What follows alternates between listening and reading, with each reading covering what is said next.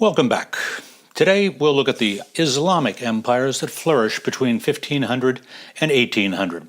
Specifically, the Ottoman Empire, which was based in what is now Turkey, the Persian or Safavid Empire, now comprised by modern-day Iran, and finally the Mughal Empire, which spanned Pakistan, northern India, and Bangladesh. These empires were all founded upon distinct and often conflicting visions of Islam, the Abrahamic faith first articulated by the 7th century prophet Muhammad in the Quran, the central religious text of Islam. So, what do we know about the history of Muslim civilizations, and what should we know? Certainly, learning something about the sequence of historical events in the parts of Western Asia that were under Muslim rule during this era will help us understand the contemporary Arabic world, whose current turbulence is shaping much of our own future. To begin, what geographical boundaries are we considering? To the west, the Ottoman Empire was centered in Anatolia, which is today the Republic of Turkey. It was a multinational, multilingual empire dominated by Muslims and ruled by Turks, which at its western boundaries extended from the borders of Austria across the north part of the Black Sea into the southernmost parts of contemporary Russia, east and south into North Africa and Egypt, across the northern coast of Africa on the Mediterranean, and then east into what is today Syria, Israel, Palestine, and Lebanon, all the way to the Tigris and Euphrates rivers, in what we know as Iraq. It was a massive territory. To the east of the Ottoman Empire lay the Safavid Persian Empire, in present-day Iran, dominated by Persians who were Shiite Muslims, as opposed to the Ottoman Sunni Muslims. Shias and Sunnis represent the two major branches of Islam, a split which emerged after the death of the Prophet Muhammad in 632. It is a schism that lies at the heart of much of the conflict in the modern Middle East. The Mughal Empire occupied present-day Pakistan, northern and central India, and Bangladesh. Again, it was a Muslim-dominated empire, but with a critical difference. Although the Mughal Empire was governed by Muslims, they were a minority, ruling over a Hindu religious majority, mainly in the vast subcontinent we call India. The Ottoman, Safavid, and Mughal empires acquired a common name in the late 20th century among academicians. They became known as gunpowder empires because of their reliance on military technology, principally firearms and cannon, to consolidate and enforce their rule. Now, let's take a closer look at each of these empires. The Ottoman state emerged out of a nomadic movement of Turkic tribesmen whose forefathers, including Genghis Khan, had set out from Central Asia and reached Asia Minor with stopovers in Persia and Mesopotamia. The tribesmen had been converted to Sunni Islam through their contact with the Abbasid Caliphate in the 10th century.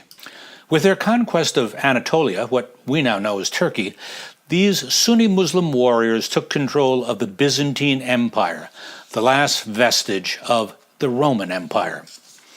The Byzantine Empire was essentially a Greek Christian civilization that flourished for nearly a millennium, from its founding at ancient Byzantium in the year 330 to its conquest in 1453, when the Turks overran Constantinople, the city we now know as Istanbul, the most populous city in Turkey and its commercial and historic center.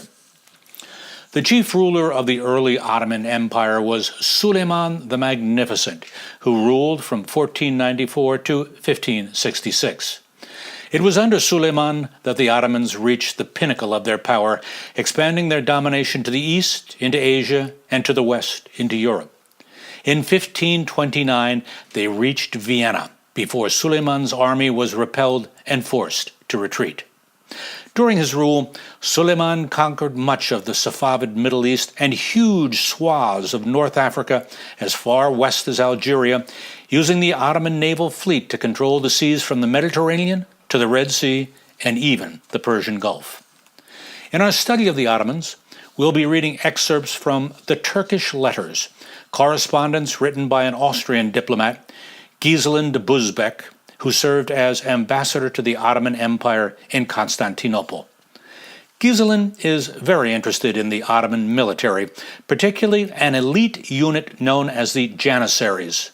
Janissaries were soldiers in the personal service of the Sultan. They were frequently prisoners of war or captives conscripted from faraway lands, often Christian, brought back to Istanbul and trained as soldiers absolutely loyal to the Sultan. The Janissaries were a feared presence within the Ottoman Empire and were a deciding factor in many of Suleiman's military triumphs. The Safavid or Persian Empire lay further to the east. It emerged in the early 16th century under a ruler known as the Shah, the Persian word for emperor. Shah Ismail I proclaimed Shiite Islam as the official religion, and from that point to the present, Shiite Islam has been the official religion of what we today call Iran. Shia Muslims believe that, following the death of Muhammad, there were 11 great teachers, or imams, to follow the Prophet, and that the 12th, or hidden imam, will emerge at the time when Muhammad's prophecy will become complete. Under Shah Abbas the Great in the late 16th and early 17th centuries, the Safavid Empire reached its greatest height, expanding its military, political, economic power in wars against both the Uzbeks and the Ottomans. Finally, we come to the Mughals, who are also of Central Asian Turkic origins. They invaded northern India in the early 16th century.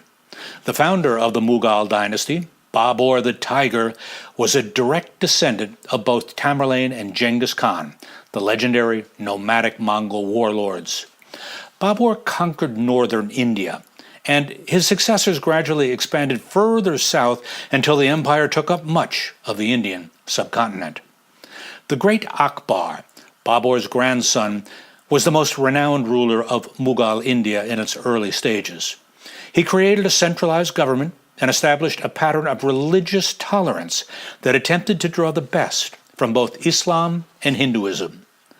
One of Akbar's successors, Aurangzeb, expanded the Mughal Empire to its greatest reaches.